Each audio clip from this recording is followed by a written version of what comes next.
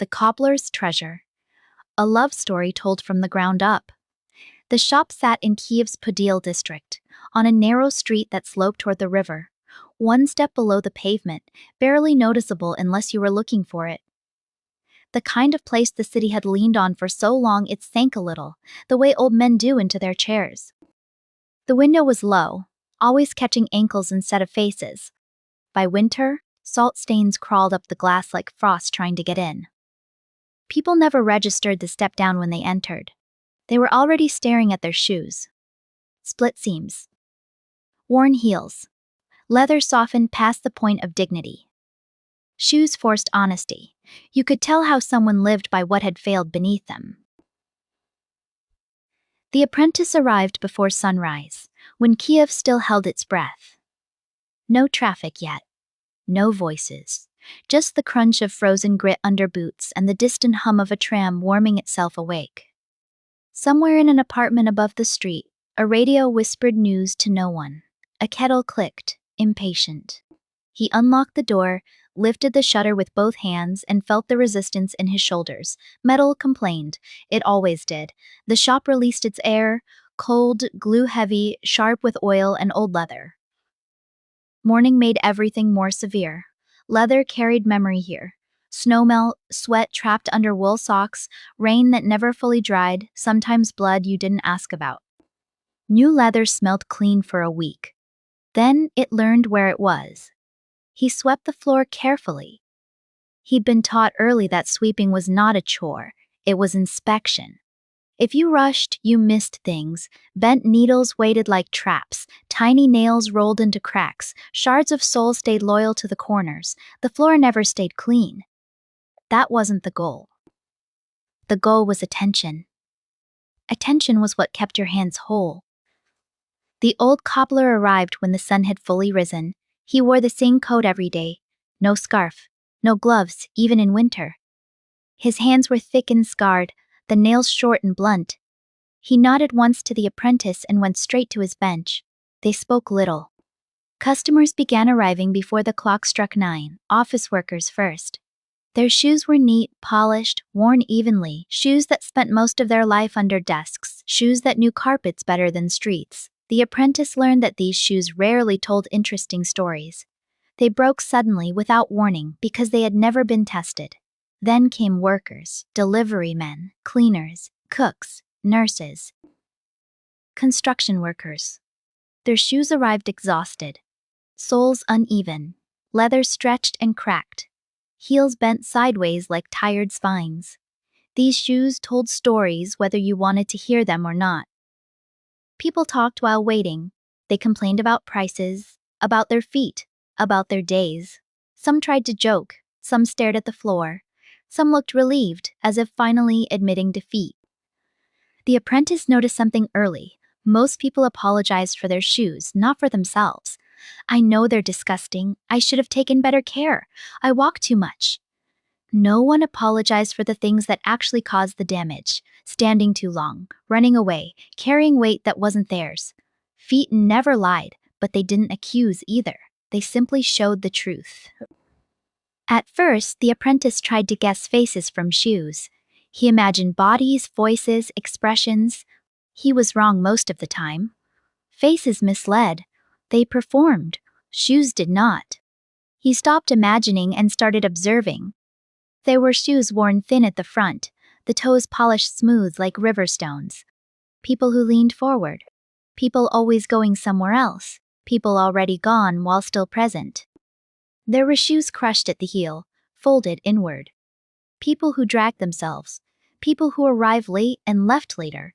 People who had learned to lower expectations. Some shoes were pristine on the outside and destroyed within. Insoles soaked, linings torn. People who cared deeply about appearances and nothing about rest. Others were ugly, mismatched, patched repeatedly, yet people who had stopped pretending long ago. The apprentice never commented. He listened. He stitched, he glued, he hammered, he watched. The old cobbler corrected him rarely. When he did, it was with a single sentence. Too much force. Let it sit. Don't fight the leather. Once, after the apprentice ruined a sole by rushing, the old man said, You can't hurry what's already tired. That sentence stayed. One afternoon, during a lull, the apprentice cleaned a pair of shoes left behind by a woman who had rushed out apologizing. As he wiped the soles, he noticed the way the left shoe curved slightly inward, not from deformity but from habit. The right shoe remained straighter. He didn't know why this mattered. He only felt that it did. He placed them carefully on the shelf, side by side, aligned. The woman returned 2 days later. She moved quietly. No sharp gestures, no wasted motion. She didn't look at her phone, she looked at the counter, then at the apprentice, then at her shoes. They feel better, she said, unsure if that was allowed. The apprentice nodded. She hesitated. Can I leave them one more night? He said yes. She came back the next day. This became routine. She never rushed. She never complained. She never asked for discounts. She never explained why she returned. Her shoes were simple, brown, soft leather, flat soles. They were not fashionable, but they were loved. The leather held the shape of her feet like memory foam shaped by years of quiet agreement. The apprentice began to notice things. The way her left shoe softened faster. The way the heel wore evenly, never collapsing. The faint polish marks she reapplied herself, carefully, imperfectly. She cared. Not obsessively, not for show. Just enough. One rainy afternoon, she came in soaked. Water darkened the leather, revealing scars invisible when dry. The apprentice saw the history written plainly now. Repairs long past. Tiny cuts healed poorly. Areas stretched by pressure and time. He worked silently. The rain tapped the window. The shop smelled of damp wool and leather. The old cobbler dozed in his chair. As the apprentice adjusted the insole, he felt something unfamiliar. Not desire, not hunger, something quieter. Respect. He realized then how rarely people were respected at the level of their feet, how rarely anyone cared how another person met the ground. The woman returned for the shoes and thanked him. You walk carefully, he said before he could stop himself. She paused. Yes, she replied after a moment. I suppose I do. She left. The apprentice felt embarrassed. He had said too much. The old cobbler opened one eye. You'll learn, he said when not to speak. That night, the apprentice stayed late. He cleaned the benches, oiled the tools, sorted scraps of leather by thickness. The shop grew quiet in a different way. Heavy, settled. He picked up the woman's shoes once more. They were warm from the day's work. He turned them over in his hands, studying the soles, the stitching, the way the leather responded. He imagined all the floors they had touched, cold tiles, hot pavement, uneven sidewalks, soft rugs. He wondered where she walked when no one watched.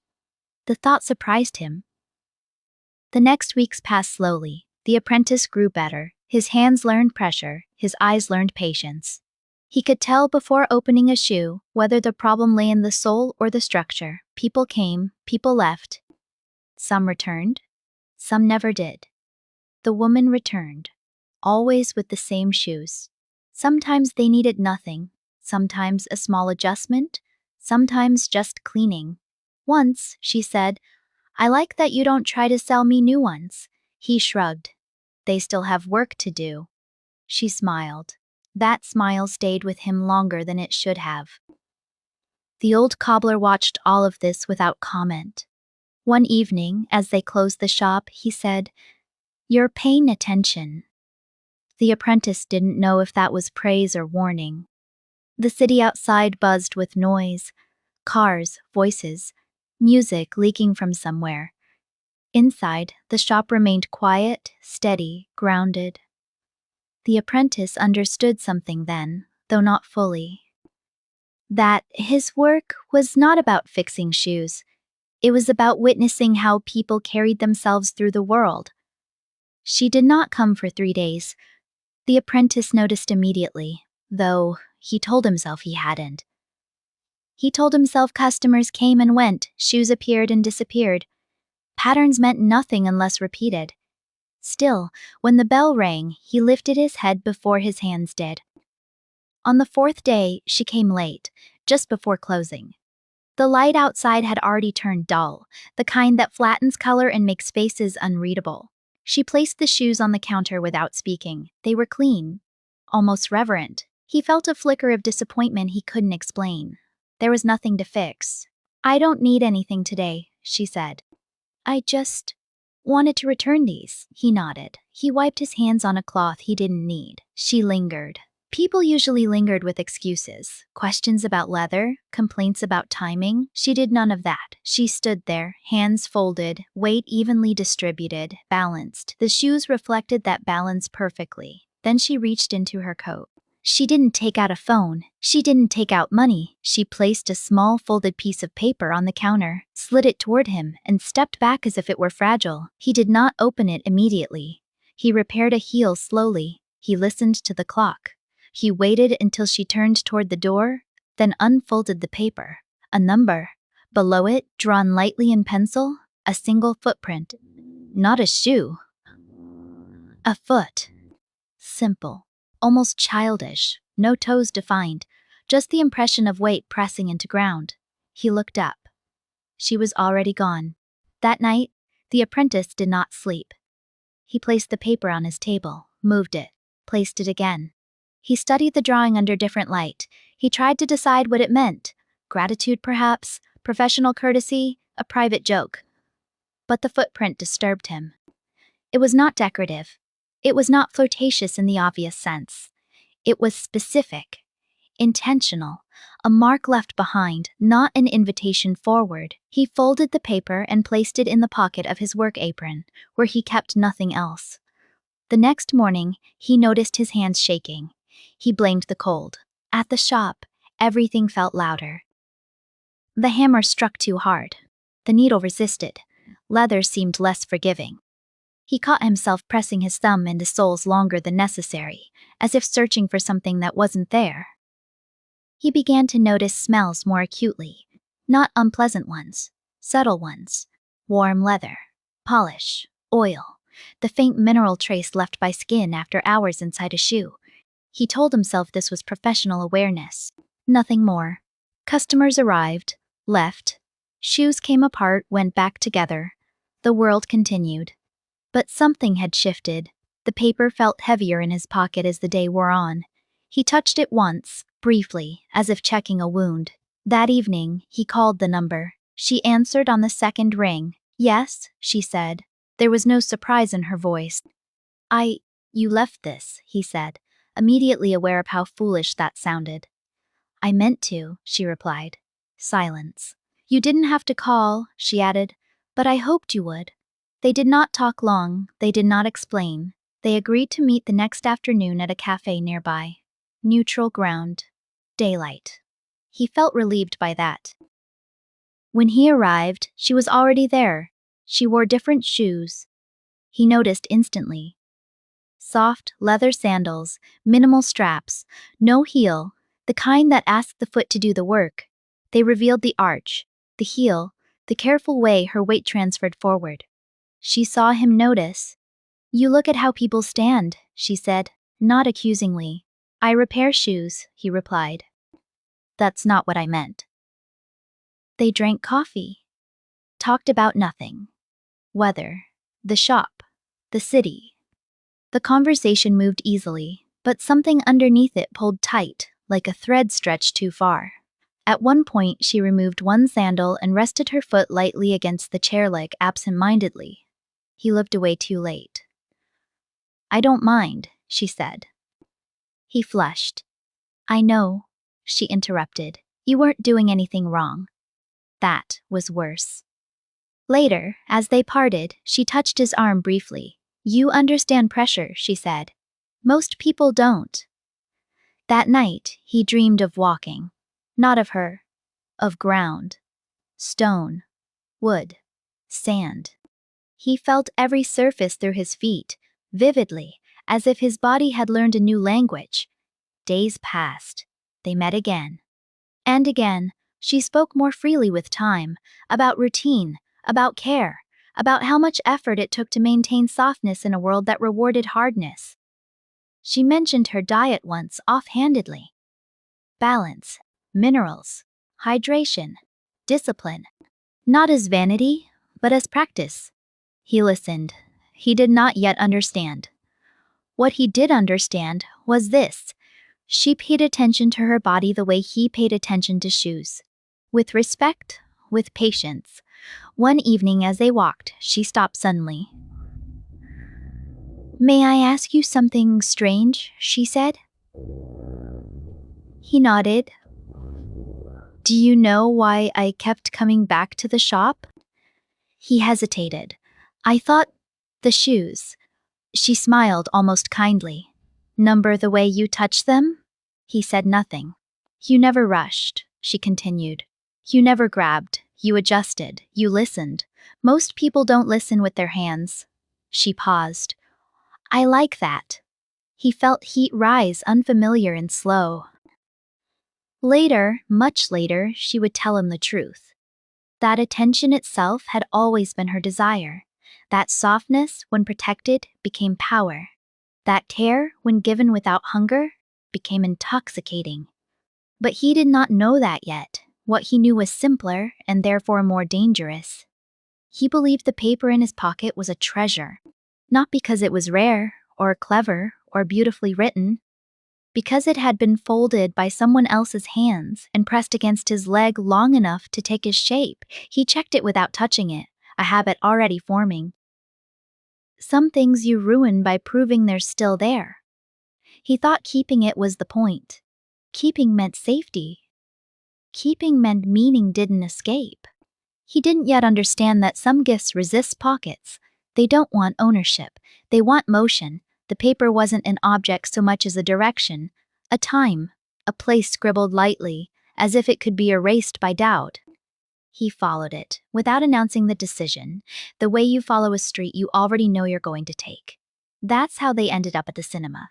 It was the only place nearby where the city blurred itself on purpose. No sharp corners, no obligations, just a dark room designed to swallow edges and return people softened. Inside, the air was cool and faintly metallic, a mix of recycled breath, worn fabric, and waiting. The screen breathed light in slow pulses, bleaching faces, then giving them back. Strangers shifted, coughed, laughed at moments that didn't earn it. None of it mattered. What mattered had already led them here. What mattered was the way her arm rested against his, neither claiming nor retreating. A simple contact, sustained long enough to become a statement. The warmth traveled through the thin barrier of clothing and settled somewhere deeper than skin. She watched the film without watching it. He noticed the way she leaned forward at certain moments, how her foot slipped free of her shoe and rested against the floor, how she flexed her toes absent-mindedly as if checking that the world was still there. He didn't know why this registered so sharply, only that it did. Halfway through, she leaned close.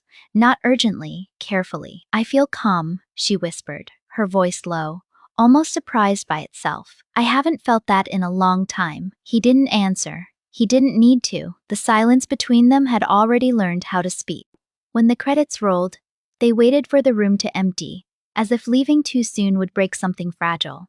Outside, the night carried the smell of dust and warm stone. Streetlights hummed. Somewhere, a car alarm gave up halfway through its own complaint. She unlocked her door and stepped aside. No hesitation, no ceremony, just space being offered. Her apartment felt lived in without being cluttered. Clean without being cold. Shoes arranged neatly near the entrance, not as decoration but as habit. A small plant by the window, healthy and unremarkable. The kind of place that told the truth about its owner. They cooked together without assigning roles. He washed vegetables. She chopped them. Their movements overlapped naturally, hands occasionally brushing, neither apologizing. The kitchen filled with steam and the soft percussion of preparation. Oil warmed, herbs released their scent. Wine followed, red, sweet. It lingered on the tongue longer than expected. They spoke less as the evening unfolded, not because there was nothing to say, but because something else was taking precedence. Attention, presence. The simple gravity of being in the same room without armor. When they moved to the bedroom, it felt inevitable rather than planned. The light was low. The city outside had softened into a distant murmur, She sat on the edge of the bed and slipped off her shoes with deliberate care, placing them side by side. Her socks were thin, pale.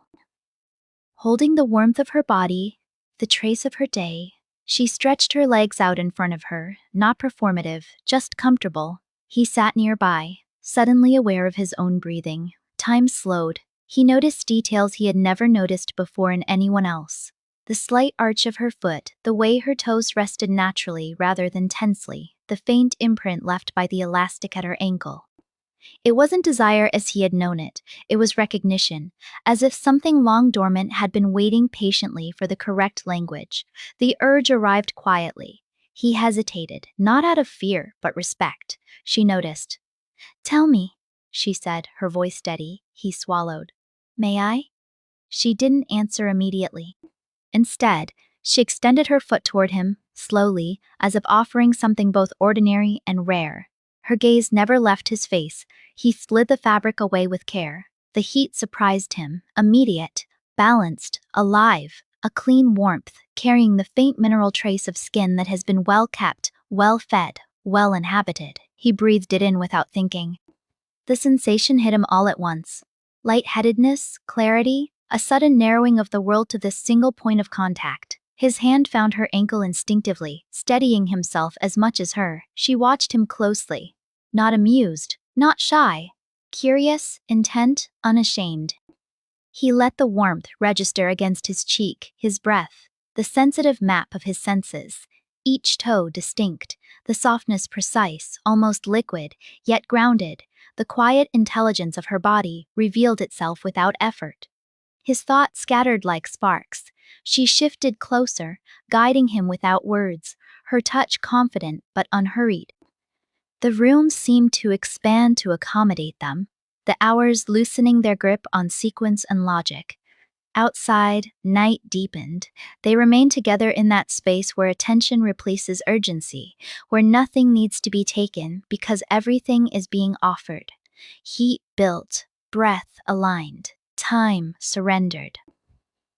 Near morning, when the first suggestion of light crept through the window, she leaned into him.